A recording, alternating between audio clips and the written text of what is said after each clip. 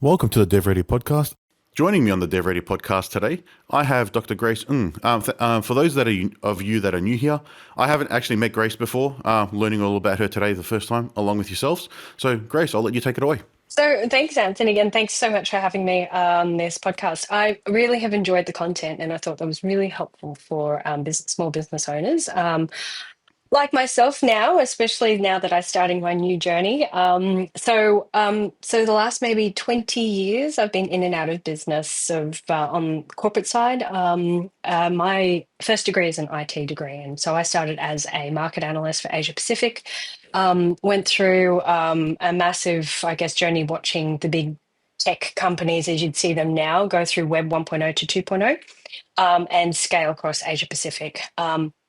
Advisor to a number of them in the corporate, so back and forth from the US, and then started joining I joined one of my clients to help them consolidate their region. So we did that, grew it 25% year on year, built Nice. the Asia Pacific region as it was, and got burnt out. I was like, you know what? I'm not adding to society by doing this at all. So I became a medical doctor. So I trained at the University of Sydney. Uh, really fell in love with the brain then and pursued a career in neurosurgery where I went on to the training program, did 2 years of it, met my husband, realized that I wasn't training as well as him. He's Mhm. gone on to be a neurosurgeon. So to be honest, one neurosurgeon in the family is more than enough, I would say, possibly too much. Um, and I have pursued my love of brain through neurostimulation. So neurostimulation is a non-invasive technique in which you activate the brain's natural healing processes. It sounds so crystal therapies when I talk about it. Nothing wrong about crystal therapies, but this technology has actually been around for about 40 plus years. So we are Okay. still learning so much about the brain. We did not know that it had a lymphatic system like up until about 15 years ago. Um, and so when I say activating healing properties of the brain, I'm expecting you in order to ask me all these questions about it. And, you know, what I'm going to talk about might be just the cutting edge of what we know, and it may Okay. completely be wrong in about 2 years' time. So, I know the brain as a concept is just people it changes constantly because there's new ways of yes, understanding things, and it's not something that's easily studied either no, or understood. exactly. I think even just the hemispheres or the sections of the brain that control different things, the concept of what we understand them to control changes from time to time. 100%. And, you know, it's a kind of organ where, especially when you start talking about areas like psychiatry, this is a discipline that doesn't actually look at the brain. Look, no, I'm not throwing shade on my psychiatric colleagues at all, but reality is that because we have subsegmented medicine so far, I mean, the only joke is that I'm an orthopedic surgeon for the left foot, not the right foot, that kind of thing, right? It's almost impossible in order to step back and actually look at that whole person because the data is then siloed, you know. And I'm going to speak across IT and medicine because obviously that appeals that you and I can actually connect on that component of it, and Hmm. because artificial intelligence is so exciting because I think it's going to go across those different silos. The other thing that's really exciting, and it's actually ironically or not, coming out of Stanford, there's a professor called Nolan Williams who's very influential in my thinking about the way of the brain. But he thinks that all psychiatric diseases, for example, are disorders of distributed neural networks. How cool is Okay. that, right? So that if you actually think about a neurological condition like Parkinson's or Alzheimer's, it's actually like, how does that network function? I've just come back from a conference in Thailand, and it was called the Global Neurology and Brain Disorders Conference. And we were speaking about the results that we had. We used to have a clinic down in Melbourne. Now we've got one here on the Gold Coast. We're looking at opening again up in Melbourne. But our results were actually better than the global average. So, you Okay. know, that we presented on that and as to why. Um, if you and we thought about mental health as a brain disease. That is our philosophy at Brain Aid Clinics.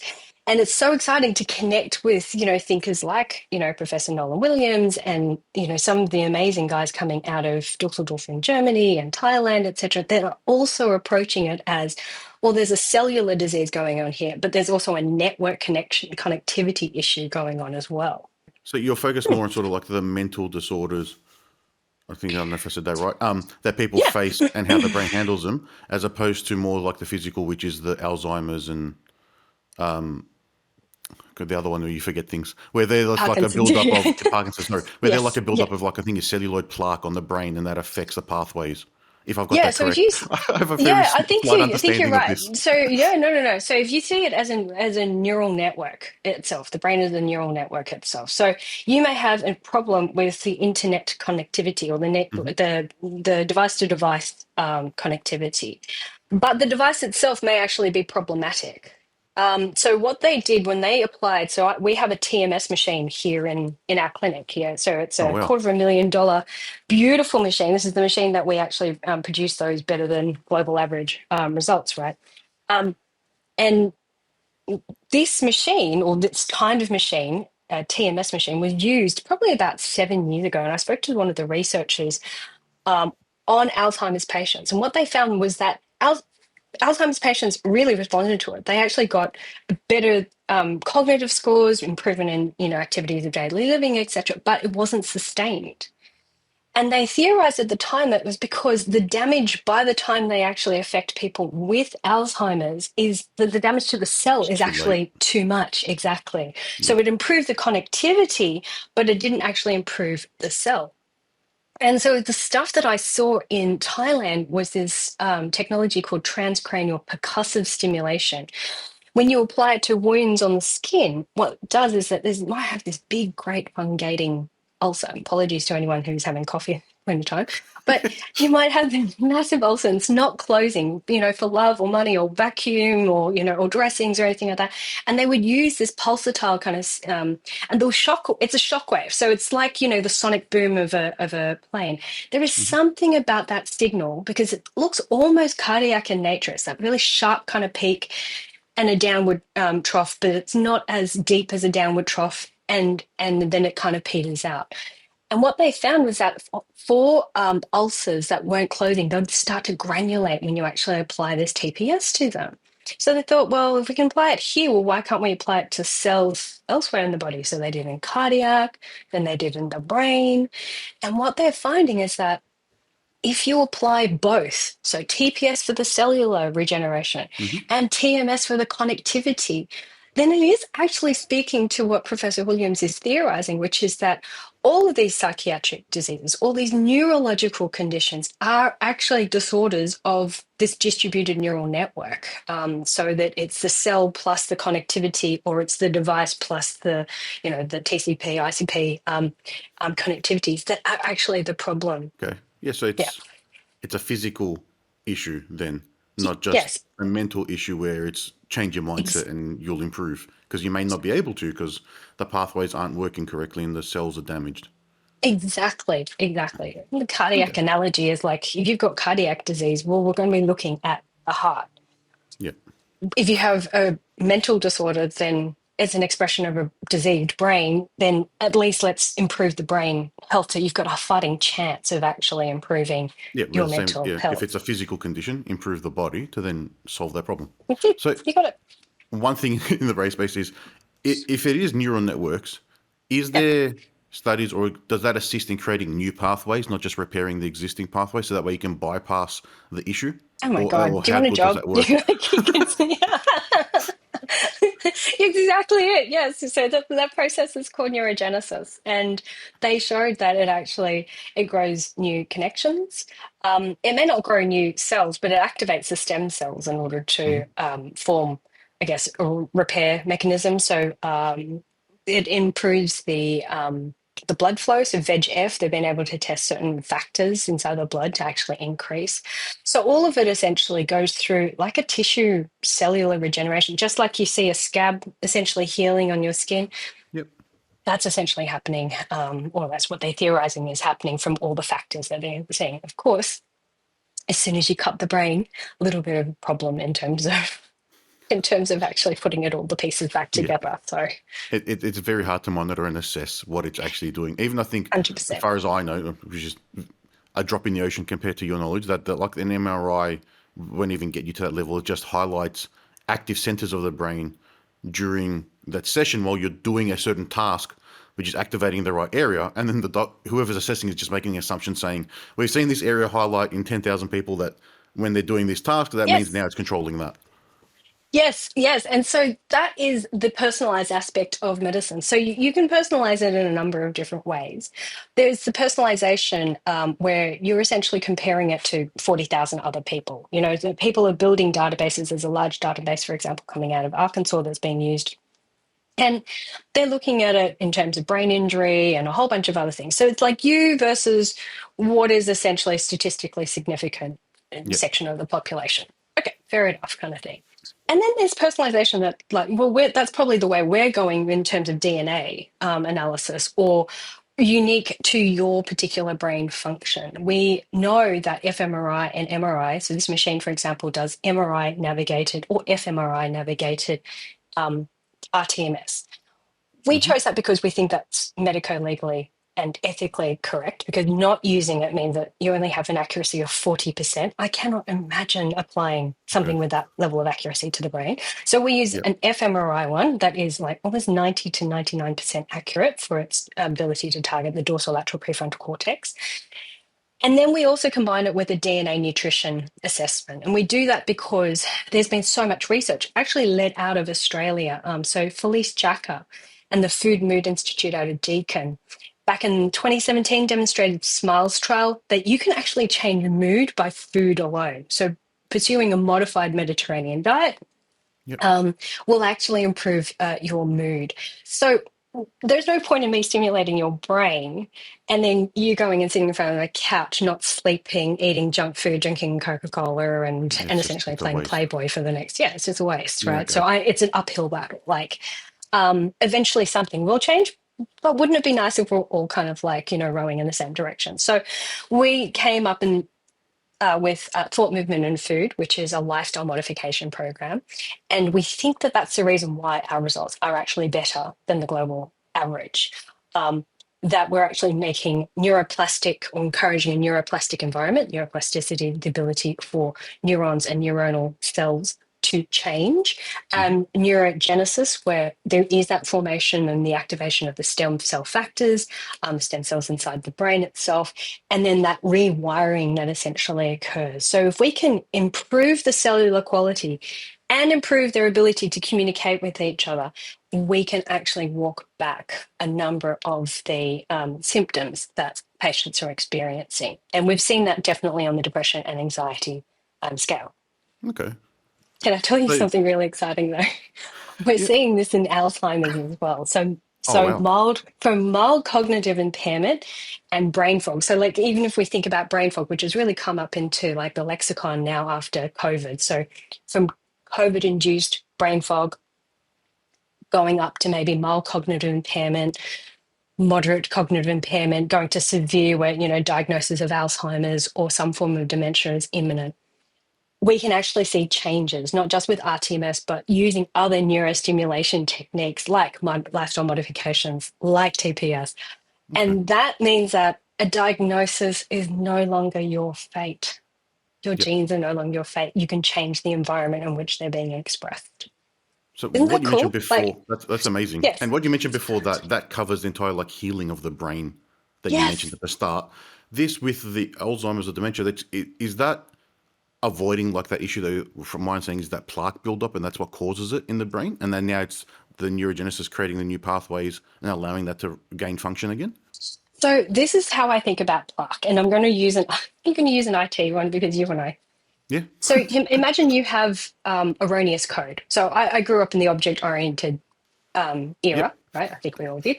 Um, but if you had an object-oriented, so you had one particular object that was poorly performing, the output for that particular object always incorrect, right? And it just so happened that there was some code inserted into it that always stuffed up the results. That's the plaque.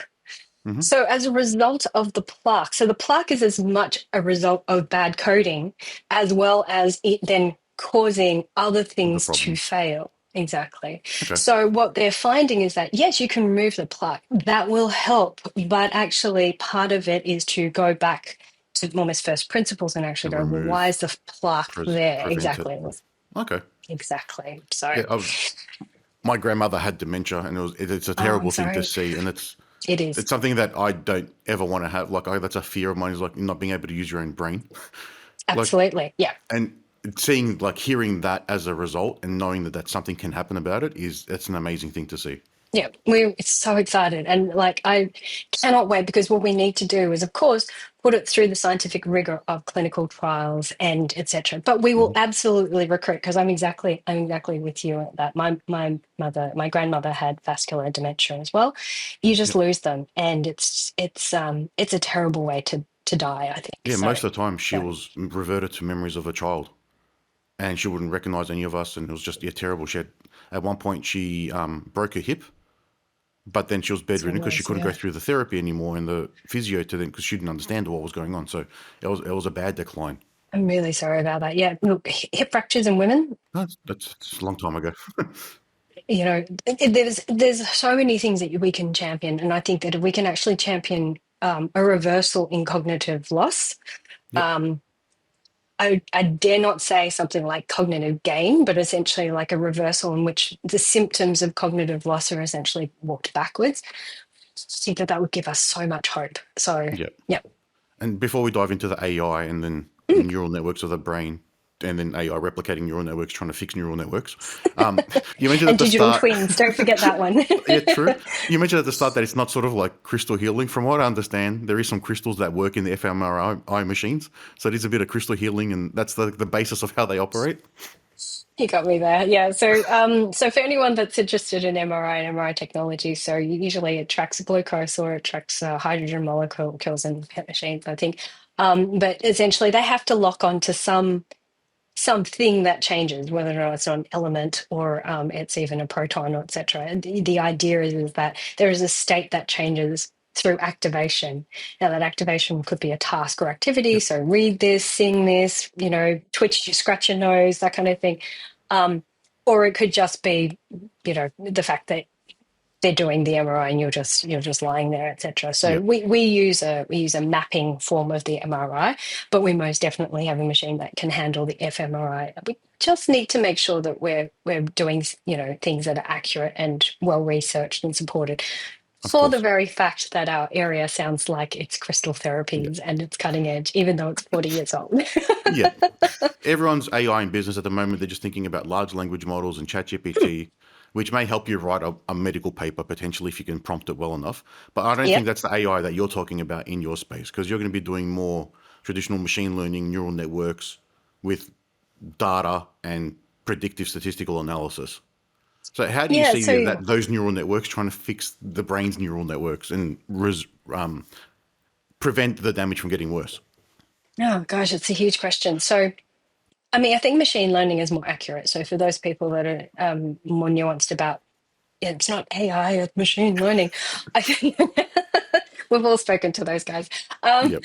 it really is, though, because how could you possibly process data from all these different sources? So, like in our clinic alone, you're going to have pathology results, you're going to have DNA results. Then I'm also going to input a whole bunch of lifestyle factors, your diet, your exercise, your mood, your sleep, and then we're doing a whole bunch of psychometric assessments, plan them all into a machine learning algorithm and output what would be research backed, crunching all through all the different meta analyses and all the different papers, etc.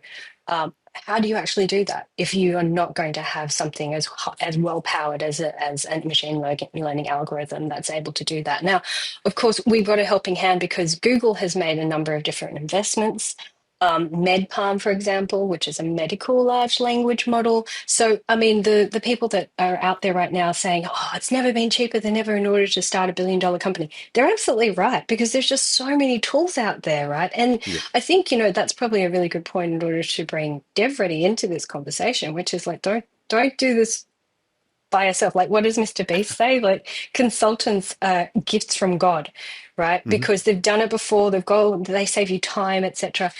It's the same thing with us. We're going to go to our international partners and go, "You're pushing the envelope. What are you doing? What's your results?" And that's why it's so important for us to Yep. be involved in these kind of global conferences, but also global research networks, so that we can bring things from overseas here into Australia under clinical trials and strict scientific and medical conditions in order to test them out safely. I had a mum call me up in Melbourne when we had the clinic there last year, and she goes, "Oh, I'm about to drop 40K in order to go across to one of the clinics in the US." Now, I know the doctor running that. I'm part Mhm. of a network run by Peter Diamandis, and I highly respect that particular doctor. But if $40,000 and you're completely overseas with a child by yourself, I think the research has shown that outpatient treatment where you're integrated back into the home environment works Mhm. so much better because you're not just having this kind of cut change kind of thing. Oh, you made so much improvement in the hospital and then they boot you back out into reality. Or Yeah. you made so much improvement and you're in the US, but there's a whole life for you Yeah. back Then in go Melbourne and or in travel Sydney. Yeah. 25 hours and Exactly. And then see what yeah. that does for your mental health, exactly, with a kid as well. Exactly. Right. So I think all parents empathize. We really want the best. And so some of the really exciting stuff that I saw with TMS, TPS was in autism. And it, forever I've always said autism is the third rail in psychiatry and neurology because it's multifactorial in its cause. It seems to be multifactorial in its care. How can we And in the possibly treat some behaviors and the as well. behaviors? They call it a spectrum because I guess they It's a can't actually spectrum. classify it enough where if you're at one end compared to the other, you may be classified as autism, but completely different features. So That's right. is that then two different things as well? Yeah, exactly. Do we have basically like we grab the snake in the middle of the body and we don't have its head or its tail kind of thing? And I think that's problematic when you start going, oh, we're going to try to solve that, and it's like, can we just make some clinical improvement? How about let's try for clinical improvement? And no, we're seeing a lot of allied health being dedicated towards that. There's definitely improvement there. Great. Okay, so that forms a basis that there's neuroplasticity. How else do we activate and encourage environments of neuroplasticity? Could we do lifestyle modification? Could we do neurostimulation?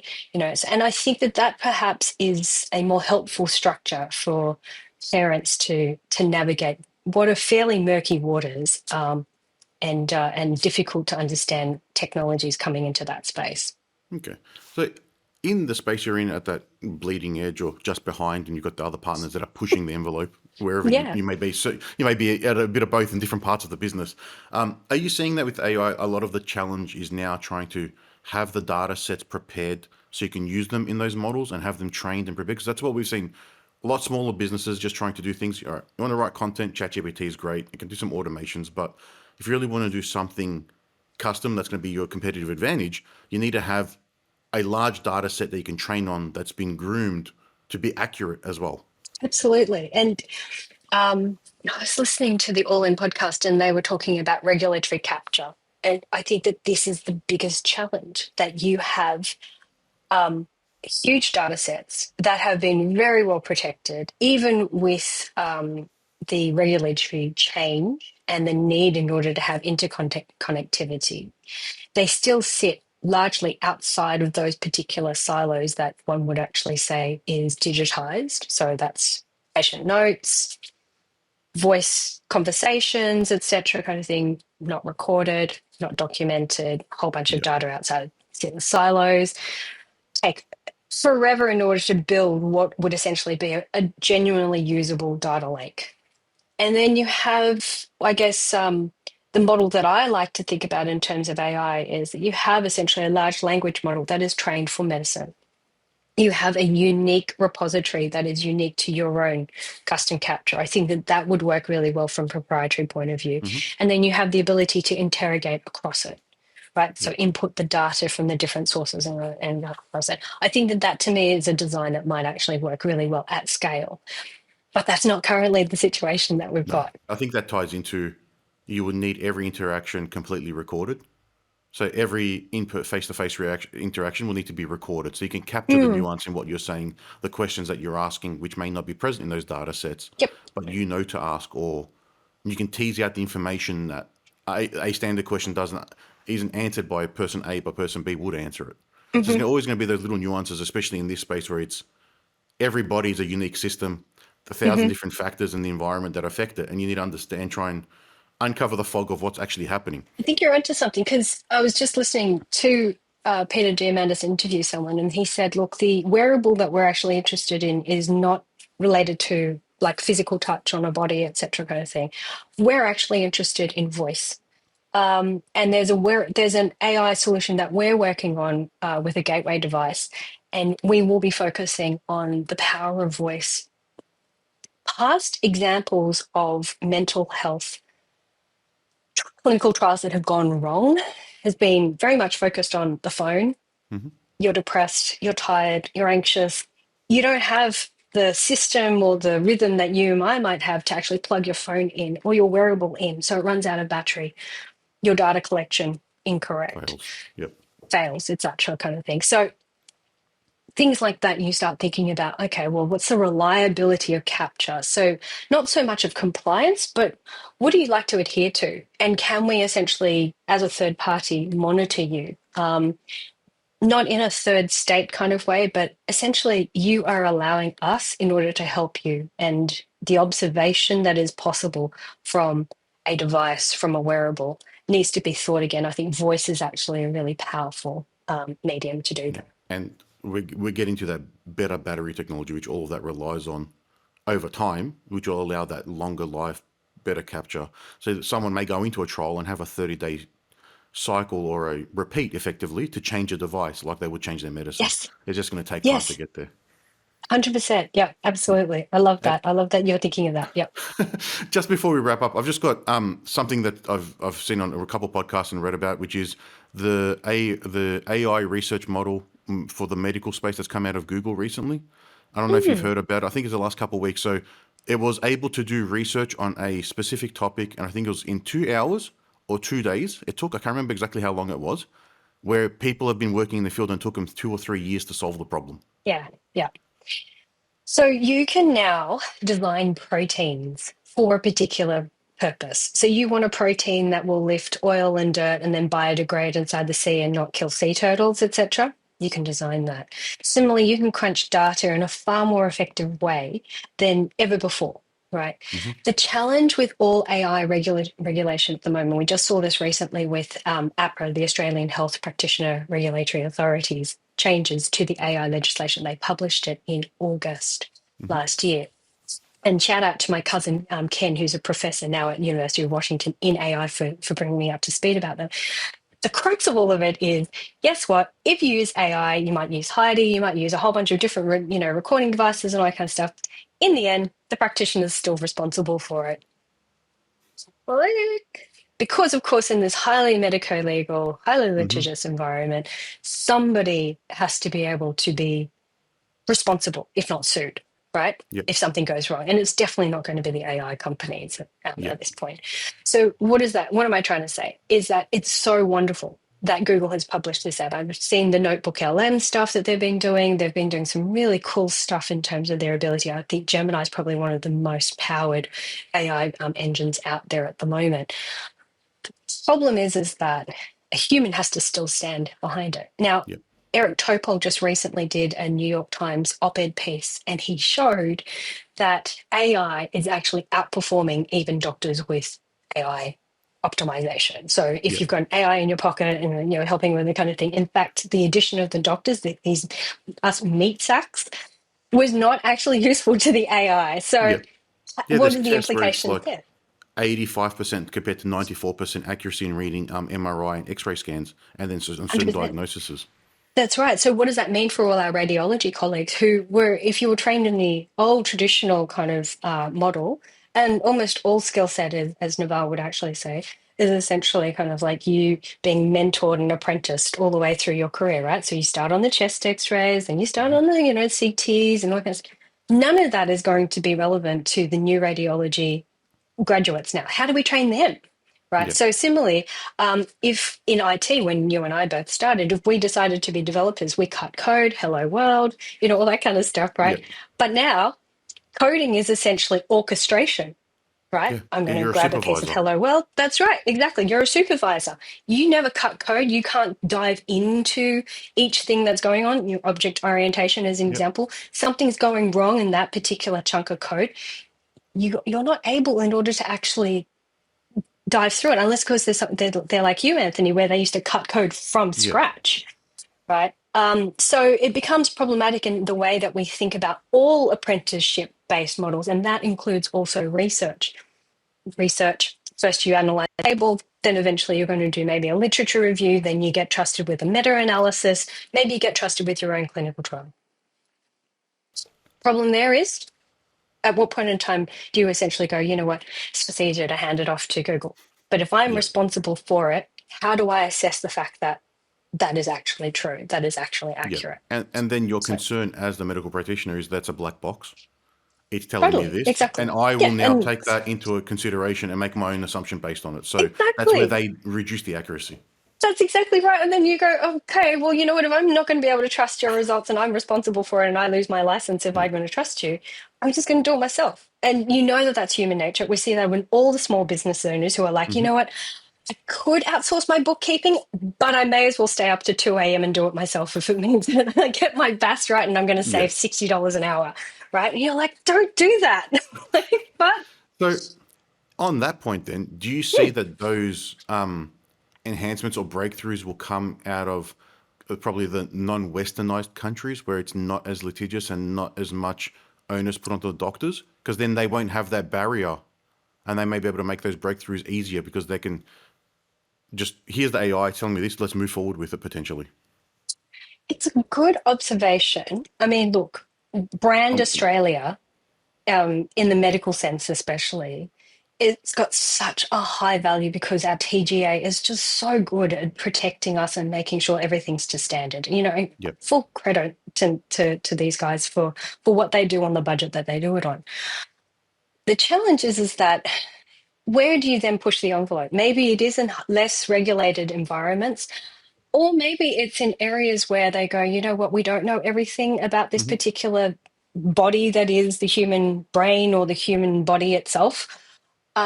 So we should be able to enable and allow safe research out there, Yep. people who are willing in order to try something different or new. And I think that that's the reason why you're going to find the innovation is in those conditions where we're just throwing our hands up and we're like, don't know. You know, we're not even sure we've got Give the it a right go. diagnosis. Yeah, exactly. It's a spectrum, you know, and sometimes they fit this mold and sometimes they fit that mold. And if you look at how much the DSM, the diagnosis manual Yep. for psychiatrists, has essentially changed from DSM-4 to DSM-6. It's the nuances, it's the questions. You take a right turn here, you take a left turn there, etc. Kind of thing. It becomes incredibly complex. So I think that as much as AI outperforms doctors with AI, humans Yep. still want a connection with a doctor. They Of still course. want someone to trust. And so those particular countries that are pushing the envelope, I still believe that it's not because they're doing it in a mercenary, taking advantage of Yep. people that, and I hope not anyway, we would still need to replicate those protocols here in Australia to Hmm. TGA standards, to clinical trial standards, you know, good clinical guidelines standards, that we would essentially still be very protective of our patients. And we are. I mean, and that's Yep. the reason why we And presented in having those Thailand. So guardrails and regulations can probably help you propel further as well, that's because now right, you've got a set exactly. of things that you can't do. So you have to work Yes. harder to get around them and improve things rather than try the wrong thing in a different area because there's no guardrail saying don't go there effectively. Exactly, and that's right. And so what is it? The only laws that cannot be violated are physics, right? So, like I was offered alkaline water, and I always laugh because I think, but you know, like just simple laws of physics and chemistry, etc., kind of thing, and the ability in order to acidify, alkalize water in an instant and with That your doesn't parietal make cells sense. And then there's like, yeah, doesn't make hydrogen water. The sense, water's right? already got hydrogen in it. Yeah, exactly. That's what it's Things made like of. that. You know, and you just go, if you knew it from first principles, then maybe. And so I think that that's what's so useful that, you know, when you present research that you go, hey guys, we're getting better than global averages results here in Melbourne or in Australia. They go, well, come and talk to us about it. Do you think it's this? Do you think it's your lifestyle modification program? Do you think it's the neuronavigation? No, they also use neuronavigation. What do you think it actually is? And that conversation then basically sprouts a whole bunch of different mushrooms that go, oh my God, we can do a clinical trial on this and we can go investigate that. And just requires curiosity. So, Yep. you know, I want to stress to you, you know, complying with Australian standards is no joke. It's the reason why the data that's generated here can actually be used by the FDA for pharmaceutical and biotech Because companies such in high order to quality. apply. It's such high quality. So honestly, you know, if companies like mine, physicians like me, bringing that technology from overseas here, then I really hope that, you know, if this is something that you're curious about, at least just ask. Really happy in order to answer questions, because then at least you have more information, and then it just sprouts that whole bunch of thinking of like, I wonder what a, you know, whether or not this might work or that could work, because it is very much personalized. You have to make it specific to that each Yeah. individual Everyone's, patient. like I said before, everyone's body is a different system that's unique and specific to Absolutely. them. So, if anyone wants to find out more about any of this and get in touch with you, how can they do that? Oh, visit our website, brainaidclinics.com. So that's with an S on the end, or info@brainaidclinics.com.